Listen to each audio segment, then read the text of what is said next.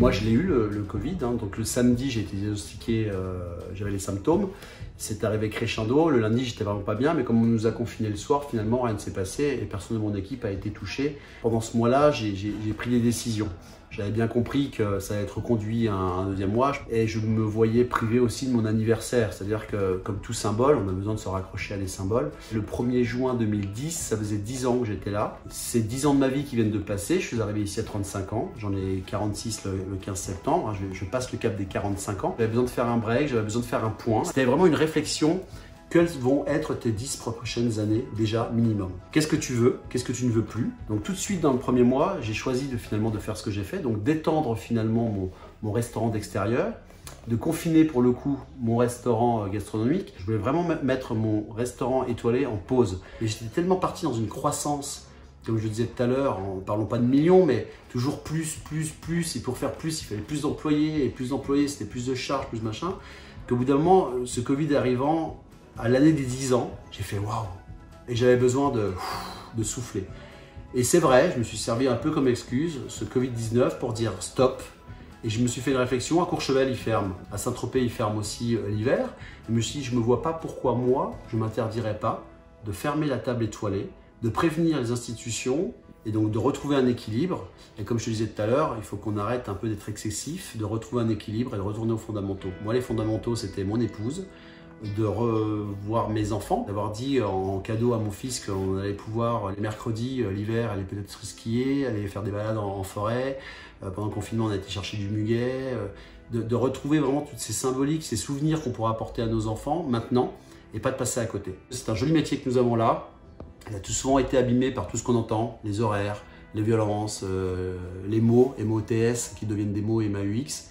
Et j'espère qu'on puisse changer un petit peu cette vision. C'est vrai que je ne voulais plus souffrir par mon métier. Et comme je suis humaniste, je te l'ai dit, je parais peut-être un peu l'homme fort, l'homme grand. Mais moi, je sais ce que je suis à l'intérieur. Et j'ai une grande sensibilité. Et c'est vrai qu'on vit dans un monde des fois qui m'atteint. C'est vrai que le costard était peut-être un peu grand au départ quand j'ai repris la maison. Mais aujourd'hui, j'ai vraiment envie d'écrire une nouvelle histoire avec la maison et puis aller un peu plus loin. Et comme je dis souvent à mes gars, si on veut continuer à rayonner, il faut continuer à briller. Et on sait que ces étoiles nous font quand même briller. Donc je ne renonce pas à mes étoiles et je souhaite même aller chercher la 3e avec une nouvelle configuration, avec mes équipes, des jeunes qui sont vraiment dévoués à la maison, dévoués même à moi-même. On a une bonne team et je leur dois bien ça, d'aller décrocher la timbale avec peut-être un peu plus de sincérité. Je ne vois pas pourquoi on se ferait mal en faisant ce métier. Donc j'ai envie maintenant de donner un grand signe de bonheur à tout le monde et profiter de votre vie, profiter de votre métier et il est toujours temps de changer de fusil d'épaule et c'est ce que j'ai fait moi pendant 2 mois et j'en repars plus fort avec plein de positivité malgré tout ce qui nous entoure et tout ce qui peut se dire. Et là, comme tout un symbole, ben oui, le 13-14 septembre, la veille de mon anniversaire, je fais une montée au sommet. Donc le 13-14, c'est Mont Blanc avec Elodie. On a fait la prépa Mont Blanc pendant tout cet été. Donc ça nous a permis de nous retrouver aussi avec Elodie, d'avoir des moments à nous en altitude. J'ai saisi ce Covid-19 comme une opportunité. Je vois toujours le verre à moitié plein. Donc on va réadapter la maison. Tellement de choses qui m'est passé dans la tête pendant ce Covid-19 en disant bon allez, Coutio, pause et on repartira de plus belle. Voilà.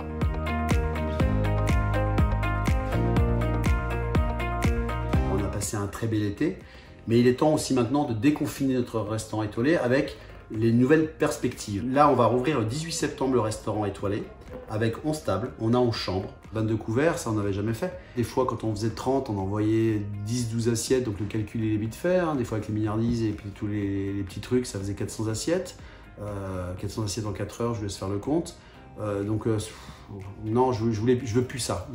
C'est pas que je deviens feignant, c'est que je veux absolument décroître et reprendre un peu ma vie entre mes mains. Elle m'échappait un peu là, tout allait trop vite. Et au bout d'un moment, la vie elle passe. Et je voulais voilà, me réapproprier une vie. Moi, je ne me suis pas menti à moi-même, c'était de profiter de mes enfants. Donc le mardi, mercredi, maintenant, c'est la table étoilée est fermée.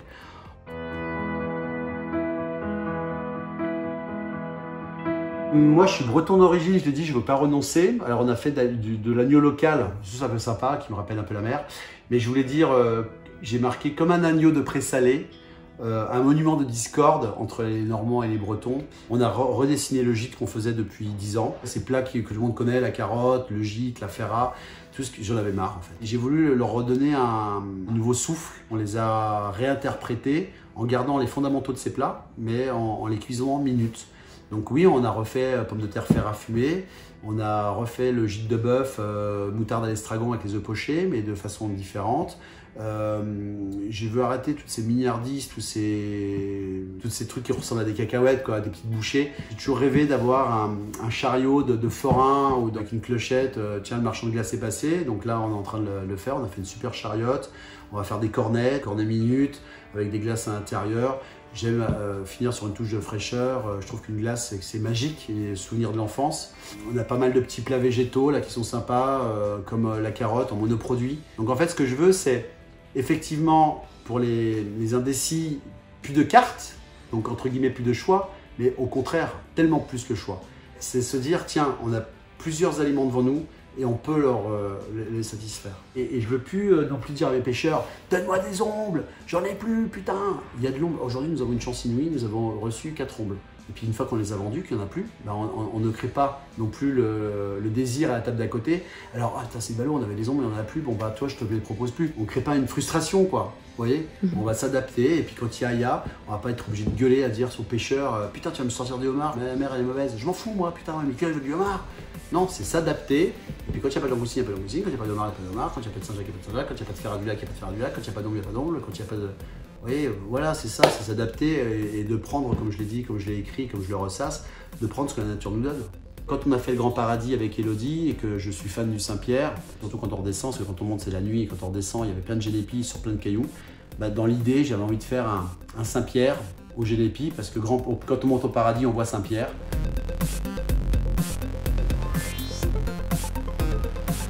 Malheureusement, avec 11 tables et 11 chambres, je ne pense pas qu'on permette à nos 50 salariés de pouvoir rester.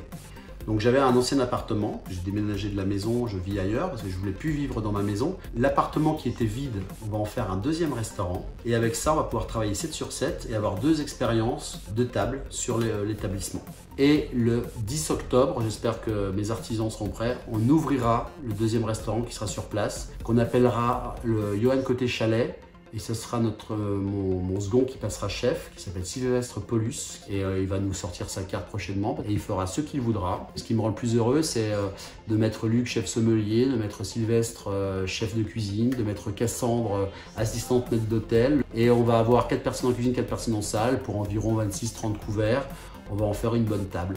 Donc ça, c'est le petit clin d'œil pour le Michelin, parce que bonne table, tout le monde sait ce que ça veut dire. Et comme ça, bah, l'année prochaine, si on n'a pas 3 étoiles, bah, on aura peut-être 2 et 1. Voilà, je veux que la maison puisse travailler 7 sur 7 parce qu'on a des chambres. Si on peut, économiquement parlant, fermer la table étoilée lundi, mardi, mercredi et que l'autre prenne le relais. J'ai des gens qui veulent aussi avoir une vie normale. Et ben, la deuxième table sera ouverte du lundi au vendredi et il y en a qui auront leur samedi, dimanche. Et je pense que ça peut être un petit plus aussi pour satisfaire les futurs collaborateurs. On s'est régalé à faire ce qu'on a fait, mais il est temps de mettre la machine sur stop, de fermer le 13 septembre cette table extraordinaire d'extérieur. Moi j'aime les gaufres, j'aime les crêpes, j'aime le poulpe, j'aime les pizzas, j'aime les pâtes. Tout n'a pas été compris à chaque fois dans le jardin, parce que c'est vrai que c'était très hétéroclite. Ce restaurant d'extérieur qu'on a fait, ben, je vais me le mettre dans une petite case, une petite pochette, dans un petit placard. Et quand le moment opportun sera là, quand j'aurai un de mes chefs qui me dira « moi j'ai la volonté de devenir chef », et ben on a le bébé pour un futur projet en ville, peut-être un jour, qui se fera. Certainement, on ne s'interdit pas d'avoir un bon restaurant en ville dans quelques temps.